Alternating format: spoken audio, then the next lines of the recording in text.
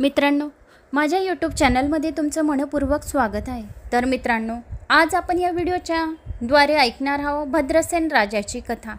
हा अध्याय खूप छान आहे। हा अध्याय ऐकला म्हणजे आपल्याला 1000 गायी दान केल्याचे पुण्य मिळते, 1000 महारुद्र अभिषेकाचे पुण्य मिळते। म्हणजे हा अध्याय असा आहे की जर आपण हा ऐकला तर आपले मृत्यूगंडसुद्धा जवळ आलेला राहिला, मृत्यूकालसुद्धा जवळ आलेला राहिला, तरी पण मृत्यूकाल आपला कसा पण दूर जातो एवढं या अध्यायामध्ये पावर आहे।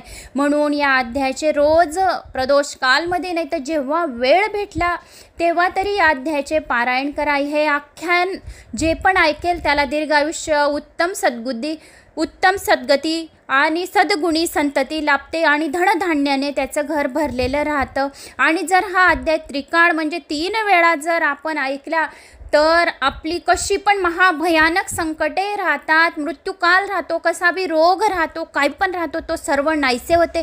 एवढी या अध्यायामध्ये पावर आहे आणि शिवकीर्तनाचा महिमा तो खूप मोठा विशेष आहे। म्हणजे हा 11वा अध्याय म्हणजे 11 रुद्र प्रसन्न होतात, मनामध्ये जे पण आपले इच्छिलेले फळ आहे ते सर्व पूर्ण होते। म्हणजे एवढी या अध्यायामध्ये पावर आहे। रुद्र अनुष्ठान करण्याचे पुण्यफळाची प्राप्ती होते। ग्रह पीडा राहिली, पिशाच पीडा राहिली, रोग पीडा, कशी पण पीडा, कोणाची नजर लागलेली राहिली तर या अध्यायामुळे सर्व आपले नाहीसे होते आणि सुख, समृद्धी, शांती, पैसा, अडका, बरकती एवढं या अध्यायामध्ये आहे। आणि जो कोणी अल्पायुष्य असेल त्याला आयुष्य मिळेल, म्हणजे त्याला खूप कमी आयुष्य आहे आणि जर हा अध्याय जर त्याने ऐकून घेतला तर त्याला खूप दीर्घ आयुष्य भेटेल, एवढं या अध्यायामध्ये पावर आहे। तर हा अध्याय शेवटपर्यंत ऐका। माझी कळवळीची विनंती आहे तुम्हाला की हा अध्याय शेवटपर्यंत ऐका आणि याचं पारायण करा, रोज ऐका, जेव्हा वेळ भेटला तेव्हा ऐका। सोम प्रदोष आणि तसे शनी प्रदोष हे सुद्धा खूप महत्त्वाचे प्रदोष आहेत, तर प्रदोषाच्या दिवशी सुद्धा हे अध्याय ऐकले तरी सुद्धा चालेल। जेव्हा वेळ भेटला तेव्हा ऐका। आणि कसे ऐकायचे आहे, जर तुम्ही तुमच्या मंदिरात, देवघरात या घरात बसलेले आहे तर कसे तुम्हाला ऐकायचे आणि काय करायचं तर मित्रांनो, एक तेलाचा दिवा, एक तुपाचा दिवा, तूप नाही राहिलं तेलाचा दिवा लावा, 2 अगरबत्ती लावा, एक पाण्याची बाटली जवळ घेऊन घ्या आणि ज्या 2 अगरबत्त्या तुम्ही लावलेल्या आहेत त्याच्यातलं थोडे रक्षा त्या पाण्यात जी बाटली या ग्लास भरलेला असेल त्याच्यात घाला आणि आपल्या मुलांना प्यायला द्या, आपल्या नवऱ्याला द्या, सासू सासऱ्यांना द्या, घरात शिंपडा। एवढं अमृत या पाण्यामध्ये समावलेलं राहतं। ज्या वेळेस आपण हा अध्याय ऐकतो त्यावेळेस 33 कोटी देवता तिथं विराजमान राहिलेले असतात। स्वयं अंबे माता, गौरी माता, गणेशजी, कार्तिक स्वामी, षडानंद सर्व तिथं या अध्यायाच्या वेळेस राहतात आणि कुबेर राज हात जोडून उभे राहतात आणि महादेव तिथं स्वतः नित्य करीत असतात। फक्त पाहिजे श्रद्धा आणि विश्वास, एवढं या अध्यायात पावर आहे। तर सर्वांनी हा अध्याय ऐका, आपल्या मुलांना सुद्धा ऐकवा, नाहीतर ते पाणी प्यायला द्या आणि 2 अगरबत्त्या लावलेल्या आहेत त्याची रक्षा जमा करून एका डब्बीत ठेवा आणि कुठं काही खूप चांगल्या कामाला जात आहे तेव्हा ती रक्षा लावून तुम्ही जर गेले तर तुमचं काम खरोखरच पूर्ण होईल। नाहीतर रोज सुद्धा ती रक्षा लावली, शिवाचे भस्म आहे ते, ज्या 2 अगरबत्त्या आपण लावून जी रक्षा जमा करू तर ती भस्म आहे, तर भस्म शिवाला खूप आवडतं आणि आपण सुद्धा अध्याय वाचता या ऐकता आपण जर मोबाईल लावून दिला आहे तर अध्याय ऐकता ती थोडीशी रक्षा आपल्या कपाळी पण लावा, शिवभस्म, तर आपले सुद्धा कोणी दर्शन करेल तर त्याच्याने तो सुद्धा उद्धारून जाईल। एवढं या अध्यायामध्ये सर्वात जास्त महत्त्वाचा अध्याय म्हणजे संपूर्ण पारायण केल्याचे पुण्यफळाची प्राप्ती फक्त या अध्यायामुळे होईल। तर आता आपण अध्यायाला सुरुवात करूया। श्री गणेशाय नमो नमः। भद्रसेन राजाची कथा, श्री शिवलीला अमृत अध्यायमधला 11वा अध्याय। ओम नमः शिवाय अशी प्रार्थना करून शिवलीलाचे अमृत प्राशन करताना सर्वच भक्तांना अतिशय आनंद प्राप्त होत असतो। म्हणून जे नर शिवपूजनात दंग होऊन राहत असतात ते नर श्रेष्ठ होत असतात। शिवपूजनामध्ये रुद्राक्षांचे आगळे वेगळे असे महत्त्व आहे, कारण जो कोणी 1000 रुद्राक्ष शरीरावर धारण करतो तो स्वतः शंकर रूप होत असतो। त्याच्या केवळ दर्शनानेही अनेक जण तरतात। 16 रुद्राक्ष नेहमी हातात बांधावे, एक रुद्राक्ष जटेत बांधावा आणि त्यावरून रोज स्नान करावे, म्हणजे त्या व्यक्तीला त्रिवेणी संगमात स्नान केल्याचे पुण्य मिळते. 12 रुद्राक्ष आपल्या हाताच्या मनगटात बांधावे, गळ्यात 32 रुद्राक्ष बांधावे, जटेपोती 24, 6 रुद्राक्ष कानात बांधावे, म्हणजे तो नर संपूर्ण निर्दोष होत असतो. 108 रुद्राक्षांची माळ नेहमी गळ्यात घालावी. एकमुखी रुद्राक्षांची मनोभावे नित्य पूजा करणारा अतिशय भाग्यवंत होतो. पंचमुखी, 6मुखी, 8मुखी रुद्राक्ष, 14मुखी असलेला रुद्राक्ष लक्ष्मी देणारा असतं. रुद्राक्ष मण्यांनी रोजच्या रोज जप केलेला प्रत्येक मंत्र यशस्वी होतं. अशा या भगवान शंकराच्या आवडता रुद्राक्षांचा महिमा फार मोठा आहे.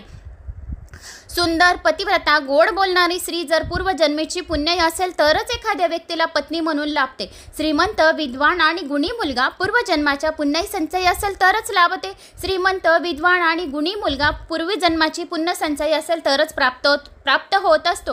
तसेच सर्व ज्ञानी, कृपावंत, तपाचरणी आणि शिवभक्त असा गुरु, हुशार, गुरुवर अढळ व निष्ठा श्रद्धा ठेवणारा असा उदार शिष्य आणि समाशील असणारा पुढारी हे सारे नेहमी पूर्वपुण्यानेच लाभत असतात. सांगणाराकडे पूर्ण लक्ष देऊन ऐकणारा श्रोता, उदार असा यजमान, कुलीन व श्रेष्ठ घराण्यात जन्म, सुंदर, सुडोल आणि आरोग्य शरीर संपन्न पूर्वपुण्यानेच प्राप्त होत असते. फार वर्षापूर्वी काश्मीरमध्ये भद्रसेन नावाचा एक राजा राज्य करीत होता. त्याच्या दरबारामध्ये एक अतिशय हुशार व चतुर प्रधान होता. राजा व प्रधान दोघी अतिशय सद्गुणी होते. दोघांची भगवान शंकरावर अतिशय भक्ती होती, श्रद्धा होती. भद्रसेन राजाला आणि प्रधानाला शंकराची आराधना केल्यानंतरच पुत्र झाले. राजपुत्राचे नाव होते सुधर्म आणि प्रधानपुत्राचे नाव होते तारक. दोघेही बालपणापासूनच आपल्या वडिलांप्रमाणे शिवभक्त होते, त्यामुळेच ते एकमेकांचे मित्र बनले. लहानपणापासून त्यांची वैराग्यवती दिसून येत होती. दोघे कुमार 5 वर्षांचे. त्यांच्या माता आणि दासदासी त्यांना उत्तम वस्त्रे नेसवत असत, तरतरचे अलंकार घालीत, अत्तरे लावीत असत. पण हे दोन्ही कुमार ते सर्व काढून फेकून देत असत आणि आपल्या सर्व अंगाला भस्मापासून रुद्राक्षांच्या माळा गळ्यात घालीत असत. एका बाजूला एकांतात एकटे बसून शिवस्मरण करणे त्यांना फार आवडत असे. प्रधान आणि राजा हे दोघेही आपल्या मुलांचे असे वागणे पाहून फार आश्चर्यचकित होते. त्यांना वस्त्रे आभरणे का आवडत नाही हे त्यांना काही केल्या समजेना. त्यांच्या अंगाचे भस्म पुसून त्यांना चांगली वस्त्रे बळबळीत नेसवली, अनेक उत्तम ते दागदागिने घातले, तर हे कुमार सर आपल्या अंगावरून उतरून ब्राह्मणांना दान करून टाकीत असे. राजांना दोघांना शिक्षा करून पाहिले, मारून पाहिले, दोघांना एकमेकांपासून दूर ठेवले, पण दोघे आपले व्रत सोडित नसत, शिवस्मरण सतत चालू ठेवीत असत. राजा आणि प्रधान दोघेही अतिशय चिंतातूर झाले होते. एके दिवशी पराशर ऋषी आपल्या सर्व गोतवळ्यासह काश्मीरला आले. पराशर ऋषी ज्ञानाने खूपच श्रेष्ठ होते, त्रिकाल ज्ञानी असे होते. श्रेष्ठ अशा वशिष्ठ मुनींचे नातू होते. त्यांच्या काळात यज्ञ कार्यात राक्षस अडथळे आणि त्यांनी राक्षसछत्र केले होते. पूर्वी ज्याप्रमाणे माणसे सर्वत्र वावरतात त्याप्रमाणे सगळीकडे मोठ्या प्रमाणात राक्षस वावरत होते. त्यांच्या सानिध्यात आलेल्या सर्व प्राणीमात्रांना त्रास देत होते. म्हणून यज्ञ करून पराशर ऋषींनी सर्व राक्षसाचा नाश केला. जन्मजय राजाने सर्पयज्ञ चालवत असताना ज्याप्रमाणे अस्तिक ऋषींमध्ये पडून तो थांबवला आणि सर्व सर्पकुळाचा नाश होऊ दिला नाही, त्याप्रमाणे पुलिस्ते मुनी पराशर ऋषींच्या राक्षसछत्राच्या मध्ये पडले. म्हणून पराशर ऋषींचा राक्षस यज्ञ थांबला. त्यामुळे रावण, कुंभकर्ण वगैरे सारेच राक्षस वाचले. ब्रह्मदेवावर राग करून जेव्हा विश्वामित्रांनी आपली प्रतिसृष्टी निर्माण केली होती तेव्हा पराशर ऋषींनी त्या बलाढ्य प्रतिस्पर्धेला अतिशय जर्जर केले होते. असे श्रेष्ठ ऋषी आता भद्रसेनाच्या राज्यात आले. पराशर ऋषींचा नातू शबयोगेंद्री भद्रसेन राजाचा कुलगुरू होता. ऋषी आपल्या नगरात आल्याची बातमी कळताच राजा व प्रधान धावत त्यांना सामोरे गेले. ऋषींची यथासांग पूजा करून सरांना वस्त्रंकार देऊन मोठ्या मानाने त्यांना आपल्या घरात घेऊन आले. नंतर राजाने पराशर ऋषींना नमस्कार केले व म्हटले, मुनिराज, आमचे दोन्ही पुत्र या वयात एकदम विरसक्त आहेत. त्यांना चांगले अलंकार का आवडत नाही? रुद्राक्ष आणि भस्मलेपन मात्र अतिशय आवडते. ते दोघे नेहमी एकांतात बसतात, दांडगे अजिबात करीत नाही. राजविलास त्या दोघांनाही आवडत नाही. हत्तीच्या सजवलेल्या सुंदर अशा अंबारीत ऐटीत बसायला आवडत नाही. अशा तऱ्हेने वीरशक्तीने शिवभक्ती केली तर मग आमच्यानंतर पुढे राज्य कसे करतील याची आम्हाला फार काळजी पडली आहे. तेवढ्याच राजा आणि प्रधानांचे ते दोन्ही कुमार तेथे आले. पराशर गुरूंनी त्यांच्याकडे टक लावून पाहिले. तळपडणाऱ्या चंद्रसूर्याप्रमाणे दोघे खूप तेजस्वी दिसत होते. पराशर ऋषींनी दोघांना आपल्या जवळ घेतले आणि ते राजाला म्हणाले, हे दोघे असे विरसक्त आणि शिवभक्त का आहेत ते तुला सांगतो, ते तू ऐक. फार वर्षापूर्वी या काश्मीर देशातच नंदीग्राम नावाचे एक फार मोठे शहर होते. त्या नगरात महानंदा नावाची एक वेश्या राहत होती. महानंदा दिसायला अतिशय सुंदर होती. प्रत्यक्ष मधून सुद्धा तिला पाहून वेडा लावेल अशी तिची काया खूप नाजूक आणि अतिशय डोलदार होती. तिची आई आणि भाऊ असे दोघंजण तिच्याजवळ राहत असत. तिचे हिरे माणिके लावून बनवलेली शय्या, सुंदर सजवलेला पलंग, त्यावर अत्यंत मुलायम राजशय्या, चंद्राच्या किरणासारखा अतिशय शीतल प्रकाश त्यावर सांडलेला अशी सुंदर होती. तिचे गाईगोठे गुराणे गच्च भरलेले होते. दारात उत्तम प्रतीचे हत्ती झुलत होते. तिच्या गायनाने किन्नर सुद्धा थक्कावून स्वस्थ बसत होते. तिची नित्यकला पाहून सर राजे माना डोलावून तिला दाद देत असेल. तिच्याशी एकदा तरी रती क्रीडा करायला मिळावी, तिचा सहवास असेल, थोडा वेळ का होईना मिळावा, यासाठी मोठे मोठे राजे लोक तिच्या दारी तिष्ठत बसत असत. महानंदा वेश्या असूनही अतिशय पतिव्रता वृत्तीची होती. एकदा का तिने एका पुरुषाला शब्द दिला की त्याचा एक दिवस पुरा होईपर्यंत ती प्रत्यक्ष इंद्रालाही वश होणे शक्य होत नसे. भगवान शंकराची ती निसीम भक्त होती. तिचा स्वभाव अतिशय दानशूर आणि खूप खूप उदार असा. सोमवार, प्रदोष, शिवरात्री हे व्रते ती नेहमी मनापासून करीत असे. आपल्या घरी अन्नछत्र चालवित असे. रोज लक्ष बिल्वपत्रांनी शंकराची पूजा करीत असे आणि श्रावण मासात जे कोटिलिंग करून घेत असे आणि दारी आलेला जे काही याचक मागेल ते महानंदा त्याला देत असे. या महानंदेने आपल्या घरी एक कोंबडा आणि माकड पाळले होते. त्यांच्या गळ्यात सुद्धा ती रुद्राक्षमाळा घालून ती त्यांना नित्य करायला शिकवीत असे. तिची जी नित्यशाळा केलेली होती त्यात तिने सुंदर शिवलिंग स्थापले होते. या दोघांना ती नेहमी शिवासमोर बांधून ठेवीत असे. ब्राह्मण पुराण सांगत त्यावेळी ते दोघंजण लक्ष देऊन ऐकत असत. मग त्यानंतर महानंदा या दोघांना सोडून देत असत. आपण स्वतः भान हरपून शंकरासमोर नित्य करीत असे आणि कुकुट या मरकट या दोघांनाही कौतुकाने नाचायला लावत असे आणि त्यांच्या दोघांच्याही गळ्यावर कपाळावर ती प्रेमाने नित्य नियमितपणे भस्म चर्चित असे. याप्रमाणे महानंदेबरोबर दोन्ही प्राण्यांना आपाप शुभजन घडत होते. एके दिवशी सदाशिव स्वतः महानंदेचे सत्व बघण्यासाठी तिच्या पतिव्रतेची परीक्षा घेण्यासाठी नंदीगाम गावी आले. यासाठी त्यांनी रूप बदलले आणि सौदागराचा वेश धारण करून शंकर महानंदेच्या घरी गेले. सौदागराच्या रूपातील शंकराचे रूप पाहून महानंदा अगदी पार वेडावली. तिने सौदागराला घरात बोलवले. सौदागराच्या आदराने चौकशी करून तिने त्याला आपल्या मंचकावर अतिशय प्रेमाने हात धरून बसवले. सौदागराच्या एका हातात एक अतिशय बहुमूल्य सुंदर असे रत्न कंकण होते. इतके तेजस्वी होते की वस्तू पृथ्वीवर तयार झालेली नाही. कोणाही पाहणाऱ्याच्या लक्षात येत होते. महानंदा त्या कंकणाकडे पाहत होती. तिच्या मनातील ही भावना बरोबर ओळखून सौदागरूपी शंकरांनी ते कंकण काढून तिच्या हातात घातले. त्याबरोबर ती अतिशय हर्ष झाल्याने म्हणाली, तुम्ही मला हे पृथ्वीमोलाचे कंकण दिले आहे. मी ही 32 लक्षणी पद्मिनी आहे. मी तुमचा 3 दिवसासाठी स्वीकार केला आहे. आता 3 दिवस मी फक्त तुमचीच आहे. तुम्ही असेपर्यंत 3 दिवस मी अन्य कुणाकडे अजिबात लक्ष न देता पतिव्रते सांभाळीन. सौदागर तिला हो म्हणाला. मग त्यांनी आपल्या जवळील तेजस्वी दिव्यलिंग काढले व समोर ठेवले. ते लिंग पाहतात जय जय चंद्रोमणी असे म्हणत महानंदा भजनात पूजनात स्मरणात दंगून गेली. या लिंगावरून कोठी अशी कंकणे वळवून टाकावीत असे तिला वाटले. सौदागर तिला म्हणाला, महानंदे, हे लिंग म्हणजे माझा प्राण आहे. तेव्हा तू हे अतिशय सांभाळले पाहिजेस. हे जर भंगले किंवा जळाले तर मी अग्नीमध्ये प्रवेश करीन. तेव्हा हे तू अतिशय नीट जपून ठेव. महानंदेने अतिशय काळजीपूर्वक आपल्या नित्यशाळेत सौदागराचे दिव्यलिंग असे नेऊन ठेवले आणि ती अत्यंत लाडीवाळपणे सौदागराला म्हणाली, स्वामी, 3 दिवस जसे आपल्यासाठी या शरीराचे आरक्षण केले तसेच हे दिव्यलिंग अगदी सुरक्षित ठिकाणी ठेवीन. हे पा माझ्या नित्यशाळेला तेथे माझे रक्षक कुकुट व मरकट आहेत. ते सांभाळतील ना हे लिंग. सौदागर आणि महानंदा दोघे मंचकावर झोपले. तेवढ्यात तिची परीक्षा पाहण्यासाठी शंकराने अग्नीला महानंदेच्या नित्यशाळेत आग लावण्याची आज्ञा केली. नित्यशाळेला आग लागली. सगळीकडे आग आग आग आग अशी आरडाओरडा सुरू झाली. धावपळ सुरू झाली. शेजारचे लोक धावत नित्यशाळेपाशी येऊ लागले. सौदागराने अत्यंत सुखात गाळ झोपलेल्या महानंदेला हलवून उठवले व सांगितले, महानंदे, जागी हो, आपल्या घरात कुठेतरी आग लागली आहे. महानंदा जागी झाली. पाहते तो काय, आपल्या घरातूनच आगीच्या ज्वाळा निघत आहे. तिने आपल्या नित्यशाळेलाच आग लागली आहे हे लक्षात आले. तशा आगीत ती नित्यशाळेच्या आत शिरली. कोंबडा आणि माकड यांचे दोरे सोडले. त्याबरोबर ते पटकन रानात पडून गेले. अग्नीने ती सर्व नित्यशाळा पूर्णपणे जाळून टाकली आणि मगच तो शांत झाला. सौदागराने महानंदेला विचारले, महानंदे, माझे दिव्यलिंग सुरक्षित ठिकाणी ठेवले आहेस ना? तू ते मी सांगितल्याप्रमाणे व्यवस्थित ठेवले आहेस ना? हा प्रश्न ऐकताच आता महानंदा अतिशय घाबरली. आपण सौदागराचे दिव्यलिंग नित्यशाळेतच ठेवले होते हे तिला आता चांगलेच आठवले आणि ती एकदम शोक करू लागली. सौदागर म्हणाला, आज 2रा दिवस आहे आणि माझे आत्मलिंग जवळून भस्म झाले आणि मी तुला आधीच सांगितले होते की जर या लिंगाला काहीही झाले तरी मी अग्नीमध्ये प्रवेश करेन. आता तुझ्या चुकी करता मी प्राण देतो. असे म्हणून त्याने गावाबाहेर मोठी चिता पेटवली. दडदडून पेटलेल्या अग्नीला प्रदक्षिणा घातल्या. ओम नमः शिवाय असे म्हणून सौदागरूपी शंकरांनी अग्नीत उडी टाकली. महानंदा अतिशय व्यतीत अंतकरणाने सर्व पाहत होती. सौदागराने अग्नीत उडी टाकल्यावर तिने मनात निश्चय केला की मी 3 दिवसासाठी या सौदागराला स्वीकारले होते, म्हणजे या 3 दिवसासाठी मी याची पत्नीच होती.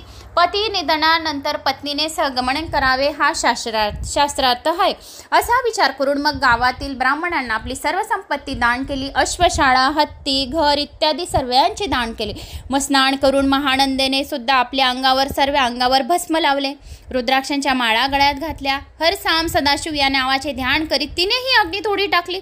अशा रीतीने महानंदा सौदागराबरोबर सती गेली. त्याबरोबर इतका वेळ धडधडणारा अगदी एकदम शांत झाला आणि क्षितिजावर एखादा सूर्य उगवावा तसे भगवान शंकर त्या अग्नीमधून प्रकट झाले. मस्तकावर धारण केलेला जटाचा भार, कपाळावरचा तिसरा नेत्र लाल लाल होऊन चमकणारा, माथ्यावर धारण केलेल्या अतिशय शीतल असे गंगेचे झुझू वाहणारे पाणी, मस्तकावर विलसणारी शांतपणे प्रकाशणारी चंद्राची कोड, नीळकंठ हातात नेहमीचा त्रिशूळ, सर्वांगावर भस्माचे लेपन, वाघाचे कातडे नेसून हत्तीचे कातडे आपल्या अंगावरून पांघरून घेतले, म्हणून गळ्यात असंख्य नरमुंडाचे हार घातल्याने सर्व अंगावर साप खेळवणारे अतिशय तेजस्वी शंकर अग्नीतून बाहेर आले आणि त्यांनी आपल्या 10 हातांनी अग्नीमध्ये उडी टाकलेल्या महानंदेला चेंडूप्रमाणे अगदी वरच्यावर झेलले. भगवान शंकर महानंदेला म्हणाले, महानंदे, सौदागराच्या रूपाने मीच तुझी परीक्षा घेतली होती. तू त्यात पूर्ण खरी उतरलीस. तुझे पतिव्रत्य आणि तुझी माझ्यावरची भक्ती यावर मी प्रसन्न झालो आहे. तेव्हा हवे ते वर माग. तेव्हा महानंदा म्हणाली, महादेवा, या सर्व नंदीगाम नगराचा आपण उद्धार करा आणि मला आपल्या पायाजवळ कायमचे स्थान द्या. शंकरांनी तिला तथास्तु म्हटले व तिला शिवलोकी नेण्यासाठी आपल्या शिवगणांयुक्त असे दिव्य विमान पाठवले. त्याच ठिकाणी बोलावून घेतले. मग नगरातील सर्व प्राणी मात्रांसह आई आणि भाऊ यांना बरोबर घेऊन महानंदा विमानात बसली. अशा तऱ्हेने नंदीगाम गावातील त्या सर्वांना शिवचरणाची प्राप्ती महानंदेमुळे झाली. जेथे कधीही कोणता रोग नाही, कसलेही दुःख नाही, तहान भूक सुद्धा लागत नाही, काम क्रोध दुःख दंड याचा जाच नाही. साधे पाणी अमृतासारखे अतिशय गोड असते. जेथे इच्छिला येईल त्याचा लाभ होतो. अशा कधीही नाश न पावणाऱ्या ठिकाणी सती पतिव्रता अशा महानंदेला स्थान मिळाले. महानंदेची गोष्ट ऐकून भद्रसेन राजा म्हणाला, हे मुनिवर, आपण मला महानंदेची गोष्ट सांगितली हे चांगले झाले, पण आमच्या मुलांच्या वागण्याबद्दल नाही सांगितले काही.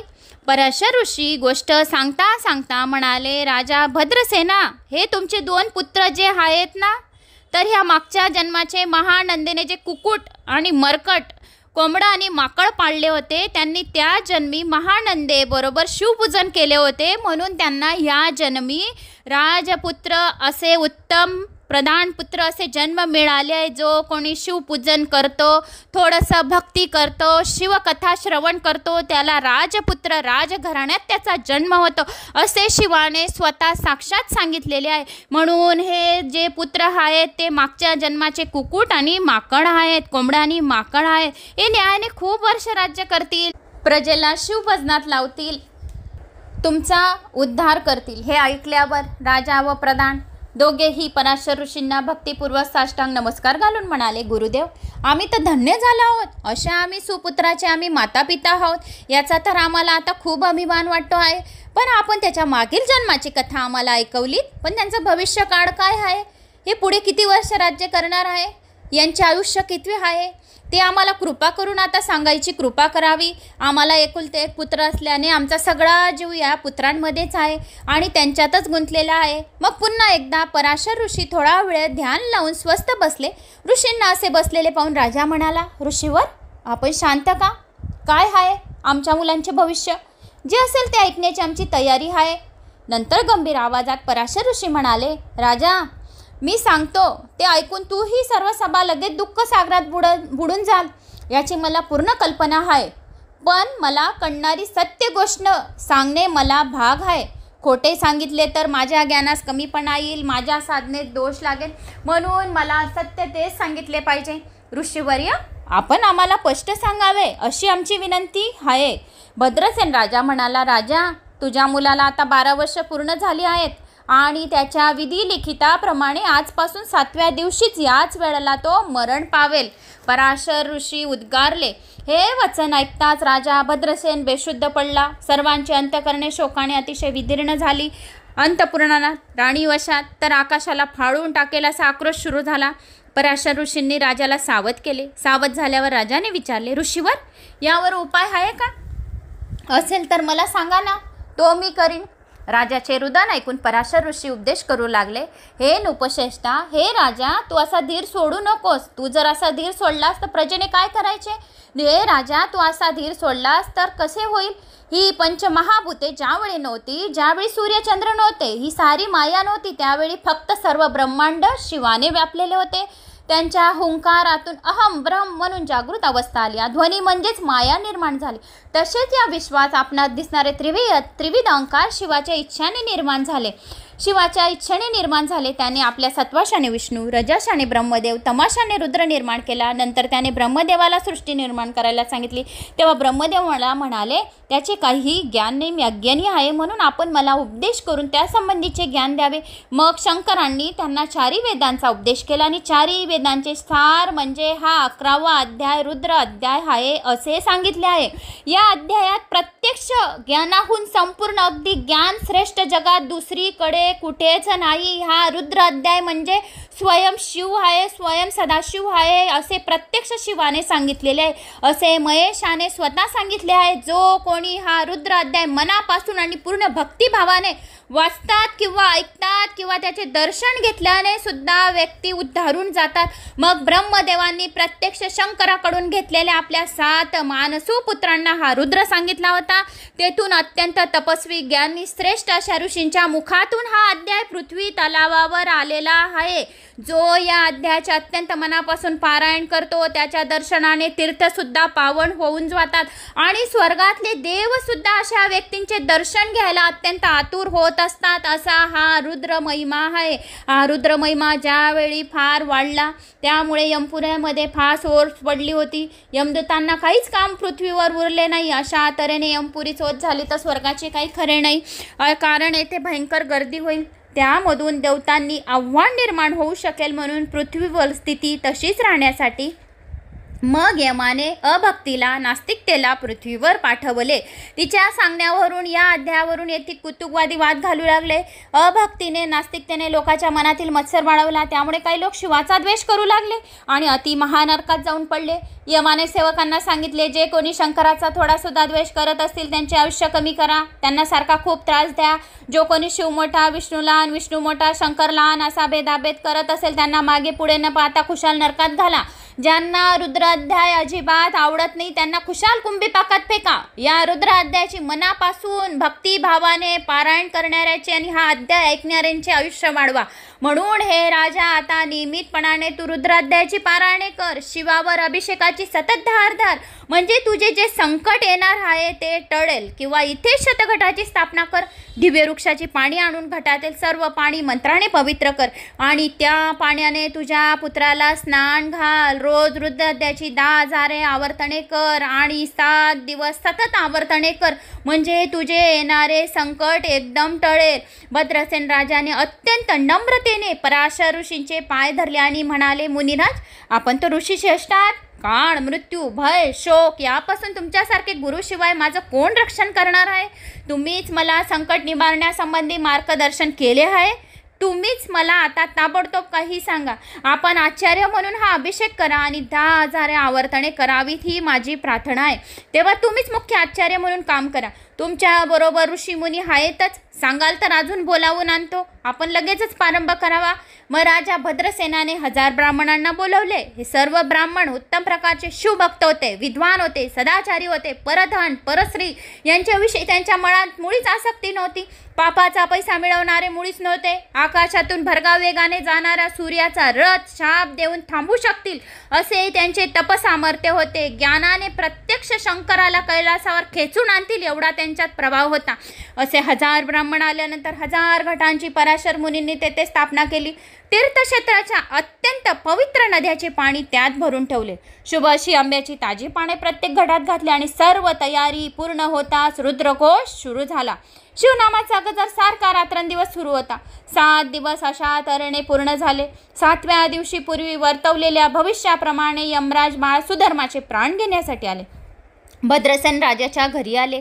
मृत्यू वेळ आली. सुधर्म बेशुद्ध होऊन पडला. हृदयाचे स्पंदन सुद्धा थांबून गेले. हृदय बंद होऊन गेलं. एक घटका संपली. राजा भद्रसेनाची पुत्राची अवस्था पाहून मनात अतिशय व्याकुळ झाला. नंतर पराशर ऋषींनी जे स्थापन केलेले पवित्र जल होते, पवित्र रुद्रातले घटातले जल बाळाच्या अंगावर शिंपडले. त्याबरोबर हळूहळू बाळ शुद्धीवर आला. त्याने आपले डोळे उघडून पाहिले. अतिशय आनंदामुळे भद्रसेनाच्या डोळ्यातून आनंदाश्रू खूप रडू लागला आणि आनंदाश्रू गळू पाहिले. अतिशय आनंदामुळे भद्रसेनाच्या डोळ्यातून आनंदाश्रू गळू लागले आणि सुधर्म उठून बसला. तेव्हा पराशर मुनी राजाला म्हणाले, आपण जिंकलो. पहा, बाळाची मृत्यूवेळ टळून गेली ह्या अध्यायामुळे. पहा, तो उठून बसला. मग त्यांनी सुधर्माला विचारले, बाळा, तुला काही आठवतं का? काय झालं होतं तुला? तर तू बेशुद्ध का झाला होता? पराशर ऋषींनी सुधर्माला विचारले, तुला काही आठवतं का? हो, चांगले आठवतं. बाळ म्हणाला, हो, चांगले आठवतं. नवे ते दृश्य अजूनसुद्धा माझ्या डोळ्यापुढे दिसत आहे. एक भयंकर पुरुष माझ्याजवळ आला. त्याचे लांब लांब सुळे बांधलेले होते. तोंडाबाहेर आलेले होते. त्यांचे डोळे अग्नीसारखे अगदी लाल होते. जटा वर बांधल्या होत्या आणि कपाळाला शेंदूर फासला होता. असा तो मनुष्य माझ्या जवळ आला आणि माझ्या दंडाला घट्ट पकडले. असा हा भयंकर पुरुष मला धरून नेत होता. पण तेवढ्यात काय झाले? तेवढ्यात 4 अत्यंत तेजस्वी पुरुष तेथे धावत आले. त्यांनी वाघांबर नेसलेले होते. अंगाला भस्म फासले होते. गळ्यात रुद्राक्षांच्या माळा घातलेल्या होत्या. हातात लखलखीत शस्त्रे त्रिशूल होता. त्यांनी मला त्या भयंकर पुरुषापासून सोडवले आणि त्या भयंकर पुरुषाला पकडून मारत मारत मारत घेऊन गेले. सुधर्म राजपुत्राने सांगितले, शंकराच्या रुद्र महात्म्याची प्रचिती अशी सर्वांनी पाहिली आणि ऐकली. त्याबरोबर राजा भद्रसेनासह सर्वांनी शंकराचा जय जयकार केला आणि ब्राह्मणांना लोटांगण घातले. रुद्रघटकाचा नमस्कार केला. स्वर्गातून देवांनी सुद्धा हे दृश्य प्रत्यक्ष पाहत होते आणि प्रत्यक्ष सर्वांनी सुधर्माच्या अंगावर पुष्पवृष्टी केली आणि मंगलवाद्य वाजू लागले की स्वयं शिव शंभू त्या मुलाला वाचवायला आला होता. नंतर भद्रसेनाने पुन्हा एक होम केला. अतिशय आनंदाने अनेक उत्तम ते वस्तू ब्राह्मणांना अर्पण केल्या. सर्वांना उत्तम पंचपक्वानांचे जेवण घातले. आपले भंडार उघडून मनसोक्त दान देऊन आलेले सर्व याचक तृप्त झाले. त्याच वेळी दुधात साखर पडावी, सोन्याला सुगंध यावा, त्याप्रमाणे आणखी एक फार मोठा सुयोग आला. देवर्षी नारद अचानक होऊन आपण मंडपात अवतरले. त्यांना तेथे आलेले बघताच कुंडातून प्रत्यक्ष अग्नी त्यांच्या दर्शनासाठी बाहेर आला. पराशर ऋषी, भद्रसेन राजा यांच्यासह सर्वांनी नारद मुनींना अत्यंत आदराने नमस्कार केला. राजाने व सर्वांनी नारद मुनीची षोडोपचारे पूजा केली. नारद मुनी म्हणाले, मी स्वर्गातून पृथ्वीवर येता येता वाटेमध्ये शंकराचे 4 दूत पाहिले. मृत्यूला ते आपल्याबरोबर बांधून नेत होते. मी चौकशी केली तेव्हा मला समजले की राजा, तुझ्या पुत्राचे मरण चुकले. रुद्रानुष्ठान करून तू फार फार धन्य झाला आहेस.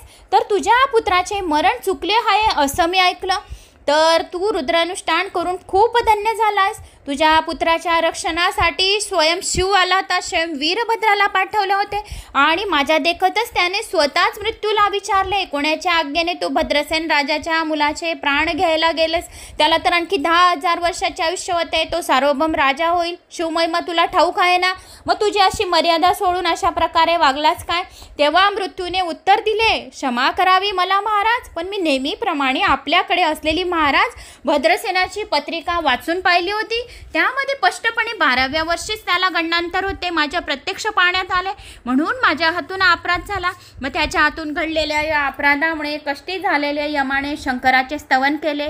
न कळत आपल्या हातून अपराध झाला त्याची सुद्धा क्षमा मागितली. असे पुन्हा पुन्हा विनवले. नारदाचे असे तऱ्हेचे बोलणे ऐकून राजाने अत्यंत लीनतेने भक्तिभावाने लोटांगण घातले.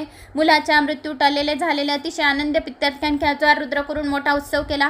अशा तऱ्हेने 100 रुद्र केले की तो पुरुष शतायुष्य होतो. 100 वेळा हा अध्याय ऐकला म्हणजे तो पुरुष शतायुष्य होईल. आणि रुद्र महात्म्याचा अध्याय वाचला किंवा ऐकला म्हणजे तो माणूस स्वतः शिवरूप होऊन जातो. तेथेच त्याच्या जन्म मरण्याच्या फेऱ्यामधून मुक्त होतो. त्याचा मृत्यूगंड टळून जातो. नंतर नारद मुनी गुप्त झाले. भद्रसेन राजाने अपार दक्षिणा देऊन आपल्या गुरुला संतुष्ट केले. नंतरच अत्यंत आदराने त्यांना निरोप दिला. जे आख्यान हे ऐकतील, वाचतील, कोणाला सांगतील तो अतिशय दीर्घायुष्य होईल, उत्तम सद्गुणी संतती लाभेल, ब्राह्मणांना 1000 गाई दान केल्याचे पुण्य मिळेल, 1000 रुद्र अभिषेकाचे पुण्य मिळेल, असे या अध्यायात सांगितले गेले आहे. हा अध्याय वाचला म्हणजे त्या माणसाला खूप काही पुण्य मिळेल, करोडो गुणा, कोटी गुणा पुण्य मिळेल आणि त्याची 7 जन्माची महापापे चटकन नाहीशी होतील, असा हा अध्याय आहे. हा अध्याय जर त्रिकाळ वाचला तर त्याच्यावर आलेली महासंकटे, महाभयानक गंडांतरे, महासंकटे जो पण असेल ते सर्व दूर होतील आणि कलयुगात तर शिवकीर्तनाचा महिमा विशेष मोठा आहे. तर पुढे भद्रसेन राजाने सुधर्म पुत्राला आपले राज्य दिले, तारकाला राज्याचे प्रधानपद दिले आणि प्रधानांसह राज वाण प्रस्तावाचा स्वीकार करून तप करण्यासाठी निघून गेले. शंकराने आपले दिव्य विमान पाठवले, त्या दोघांना स्वर्गात नेले. दोघे तेथे विष्णू ब्रह्मदेव यांच्या राज्यात काही दिवस राहून शेवटी शिव स्वरूपात विलीन झाले. हा 11वा अध्याय म्हणजे 11 रुद्र आहेत. हा अध्याय भक्तिभावाने नेहमी ऐकला म्हणजे 11 रुद्र आपल्यावर प्रसन्न होतात, आपल्या मुलांचे दीर्घायुष्य होते, आपल्या नवऱ्याचे आयुष्य वाढते, मनामध्ये आपल्या मुला बाळांविषयी सर्वांविषयी जे पण तुमची इच्छा आहे ती इच्छा तुमची पूर्ण होते, असं या अध्यायामध्ये एवढं पावर आहे.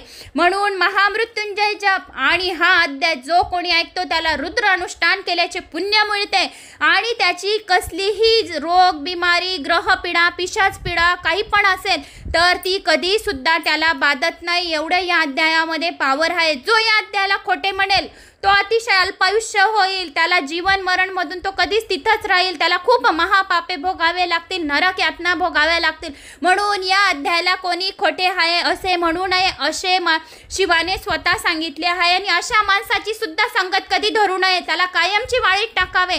जर विष खाणाऱ्याच्या पंक्तीला बसून जेवले तर जेवणाऱ्याला सुद्धा मृत्यू येणार. म्हणून या नास्तिकेची संगत कधीच धरू नये, असं या शिवलीला अमृताच्या 11व्या अध्यायामध्ये एवढं सांगितलेलं आहे. आणि जो कोणी रुद्र अध्यायाचा हा अध्याय ऐकतो, वाचतो, कोणाला सांगतो त्याला खूप कोटी गुणा पुण्य मिळते. त्याचं घर हमेशा आनंदाने भरलेलं राहतं, धनधान्याचा भंडार त्याचा भरलेला राहतो. असं हे सर्व शिवलीला अमृत वाचण्याने, ऐकण्याने शक्य होईल. हा एक रुद्राचा अध्याय जरी ऐकला तरी याला पारायण करणाऱ्याचा रोज रुद्र केल्याचे पुण्य मिळते, त्याच्या घर अतिशय आनंद भरलेला असतो. ओम नमः शिवाय. हर सांब सदाशिवाय नमो नमः. तर मित्रांनो, इथे हा शिवलीला अमृत 11वा अध्याय समाप्त झालेला आहे. तर मला अशी आशा आहे की तुम्हाला माझा हा अध्याय आवडला असेल. आवडला तर आताच एक लाईक करा आणि कमेंट्समध्ये जय श्री महाकाल, ओम नमः शिवाय, तुमच्या गावाचं नाव काहीतरी कमेंट्समध्ये करा माझा आत्मविश्वास वाढवण्यासाठी. आणि चॅनलला सबस्क्राईब करा. महाकाल के उपाय 1 मिलियन ते पण चॅनल माझंच आहे. शालिनी भक्तिसागर कथा ते पण चॅनल माझंच आहे आणि शालिनी भक्तिसागर ते पण चॅनल माझंच आहे.